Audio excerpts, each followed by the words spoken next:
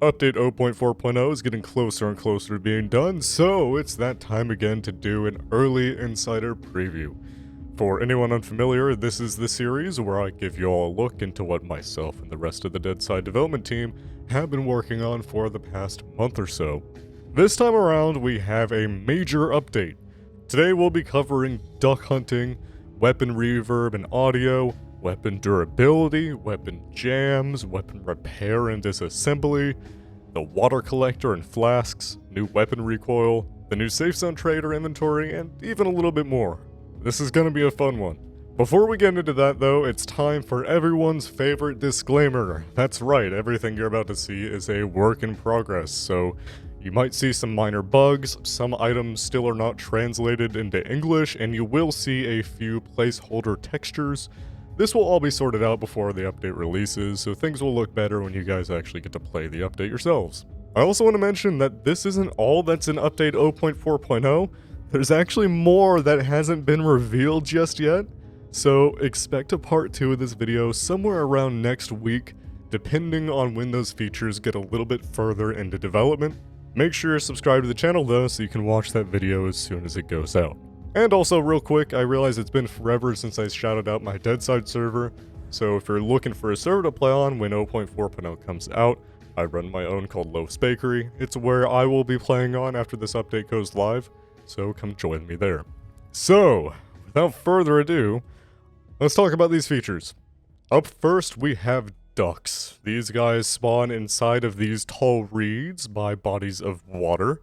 They are extremely hard to see in these reeds, so you will need to scare the ducks by running up to them, and then you can shoot them while they fly away. You will also be able to use a decoy, which makes duck noises. If there's a duck in the area when you use the decoy, they will call back, making it a lot easier to track these ducks down. Once you kill a duck, you can either grab it to put it into your inventory for later, or you can use a knife to skin it on the spot. Once you skin it, you'll get some raw duck meat. To cook it, you're going to need to place it inside of a campfire. And for this feature to work, campfires also had to be reworked. They now have inventories and require wood to be placed inside them, and then that wood will burn. You can then put the raw duck inside of the campfire and cook it and eat it. It's also possible to burn the meat, so be careful, but you still can eat it once it's burned. It's also worth mentioning here that the food and water have been removed from the safe zone traders. So you can still find the canned food and sodas around outside in the world and on bots, but it's safe to say that getting food in Deadside isn't going to be so much of a simple process anymore. You're going to actually have a reason to go and hunt these ducks, which I think is pretty cool. And while we're talking about food and water, let's cover the water portion. There's been a new base module added to the game called the water collector. This item requires 4 sheet metal and 1 polyethylene to construct currently. You can find the polyethylene in the same places as sheet metal, so it really shouldn't be that difficult to find.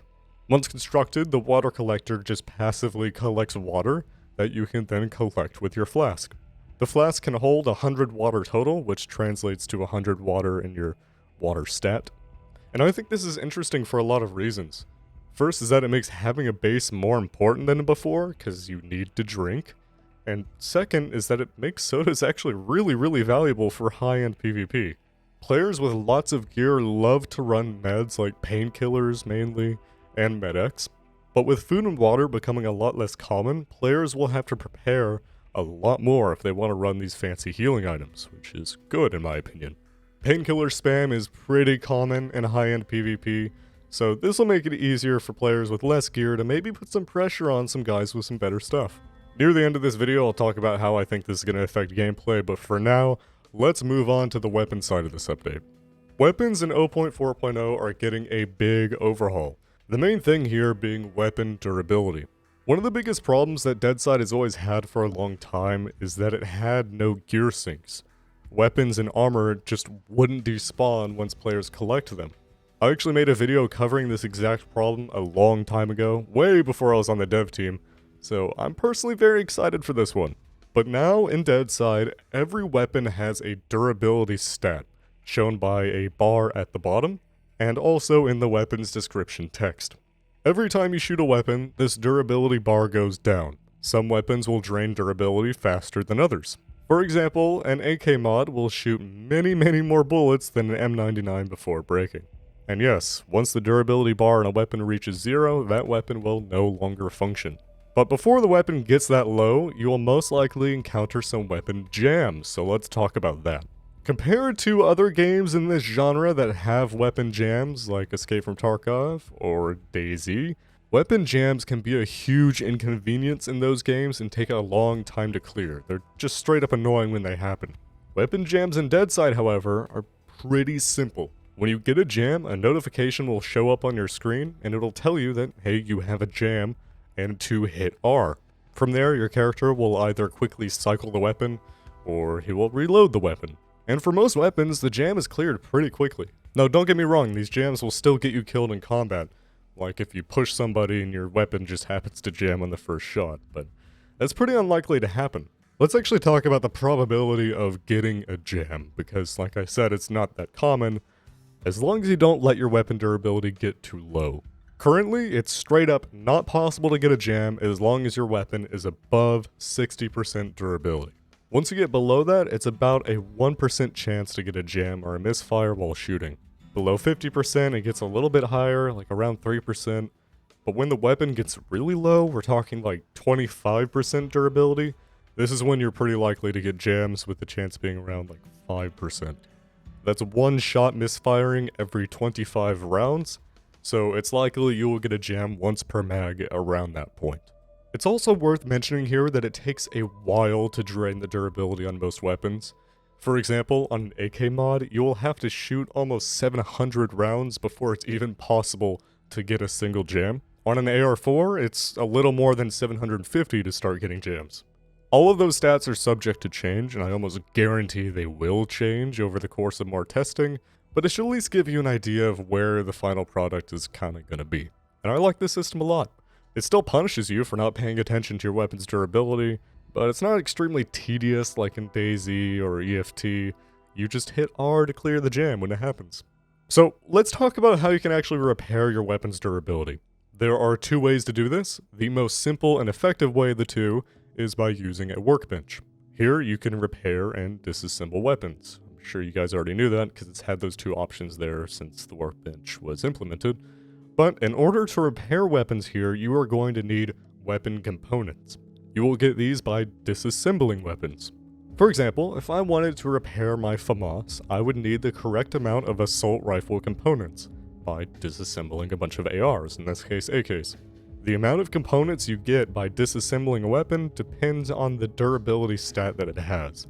So if a weapon has half durability, you'll get around half the components you'd normally get if that weapon was at full durability. But once you have enough components of the right type, you can fully repair the item in the workbench.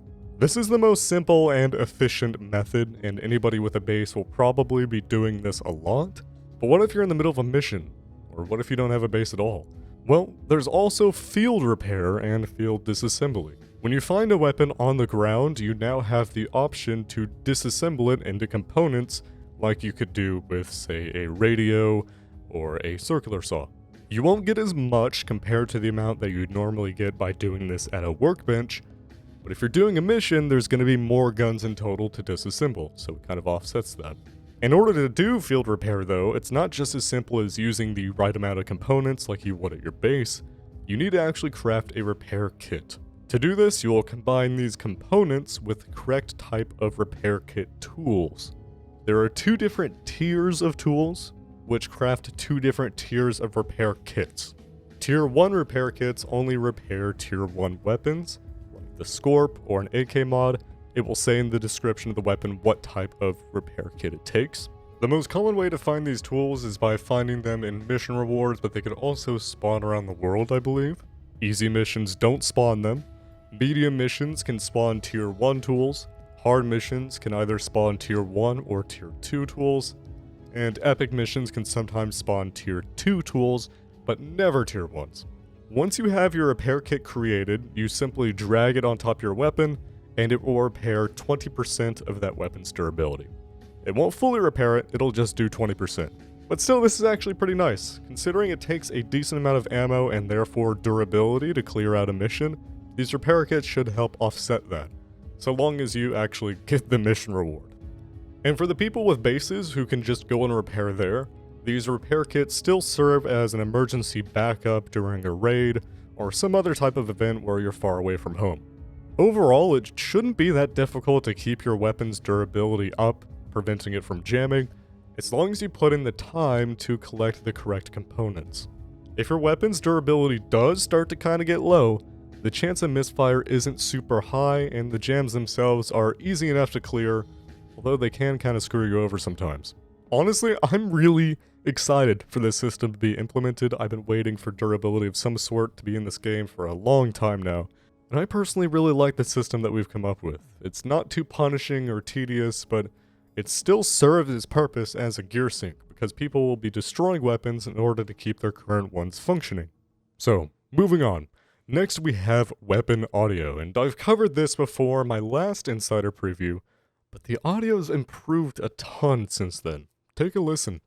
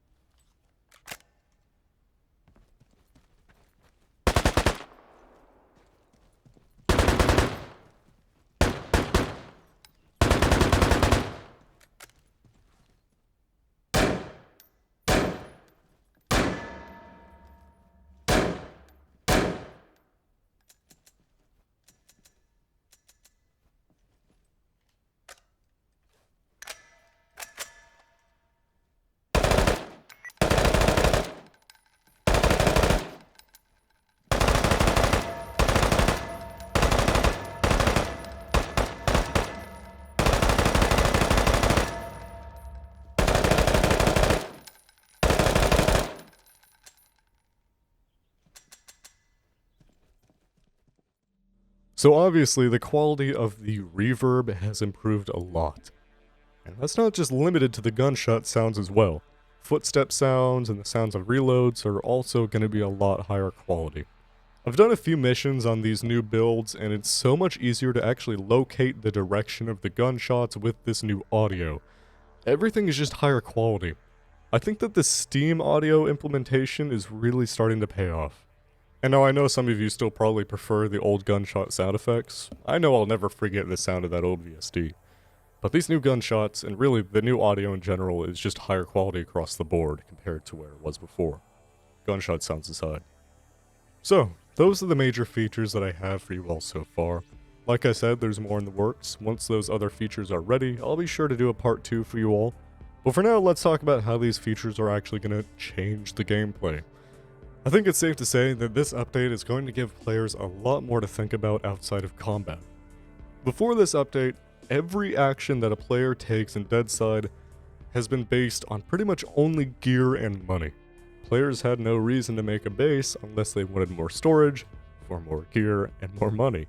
A big chunk of the community doesn't even make a base at all because they can just live out of the safe zone. I do this as well, but for slightly different reasons. I'm streaming, so I don't want people to know where my base is. Now, with this update, you can still live without a base just fine. But I think most people are at least going to end up making some small base with some basic gear there.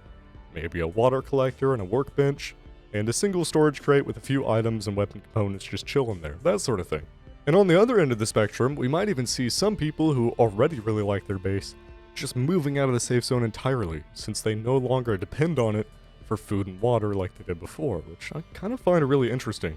The only downside to just moving out of the safe zone would be a lack of healing, but honestly, sterilized rags are really not that bad compared to bandages, and it's not like you're depending on them in PvP anyways. Another thing I'm really interested in seeing is the hunting dynamic. There aren't that many spots on the map that actually spawn ducks, so I wonder if some of these areas are going to be getting a lot more player traffic than normal, since they're going to hunt. They need food. We might even see some people setting up in these areas and waiting for hunters to show up so they can kill them and take their stuff. But the main thing I'm excited for is the durability, of course, because we're finally getting a gear sync, at least for weapons. It will mostly just affect the mid-tier weapons like the AKs and Mosins, because that's what people are going to be destroying to keep their high-tier weapons intact. But think about this. When you kill another player, they almost always run back to see if they can grab their guns, right? There's no reason not to. It's pretty consistent. You'll kill somebody and they spawn immediately in the town next to you and they just run straight back to go grab their gun again. Well, now you can either just loot their guns on the spot, and if you don't want to loot them, you can just disassemble them. This is huge for solo players like me. When I'm fighting a squad, one of the most annoying things to deal with is them running back over and over again, picking up guns off their body or somebody else's body just from the ground and trying to kill me with it. They of course get many tries to do this, and I only get one because they can take all my stuff, because they have more people. Well, with this new update, I can just destroy their guns. They're not going to have anything to kill me with, which is kind of cool. This also creates a gear sync for high tier weapons too. It's not just the mid tier ones. Let's say you kill a duo who are running a 50 cal and a VSD, which is actually pretty common. You have a choice. You can either destroy the weapons you have on you to loot theirs, or most likely what you probably will do is take one of their snipers and then destroy the other. At the end of the day, either option, a high tier weapon is getting despawned in that situation. It's either going to be your weapon that you killed them with or one of theirs. So this makes them more rare overall, since they're getting destroyed every now and then. And hopefully because of that you won't see them in combat as often. And it also gives people more reasons to do things like epic missions so they can then get more high tier weapons. I think you can see we're slowly working our way towards a complete and healthy gameplay loop here. It's not perfect, but it's progress. Oh, and of course we have the new weapon recoil and audio, which I've already talked about, but it's going to change the gameplay as well.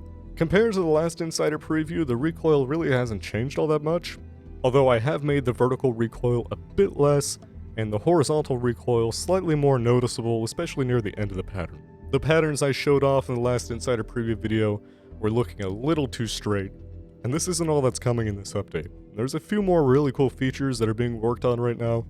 I'm not going to tell you all about them just yet, since I don't want to ruin the surprise, since they aren't revealed yet. But, I mean, there's no doubt that this is one of the biggest updates Deadside has ever seen.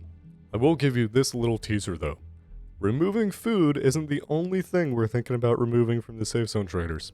No promises, but for now I'll let you guys theorize about what we're thinking. I'm sure you could probably figure it out. Well, that's most everything about this update covered. I could talk about this forever, but this video is probably getting a bit lengthy as it is, and I do want to get it done in a reasonable amount of time. Oh, actually I did forget something though. This isn't a game feature, but I have been helping on an official wiki, and it's finally released.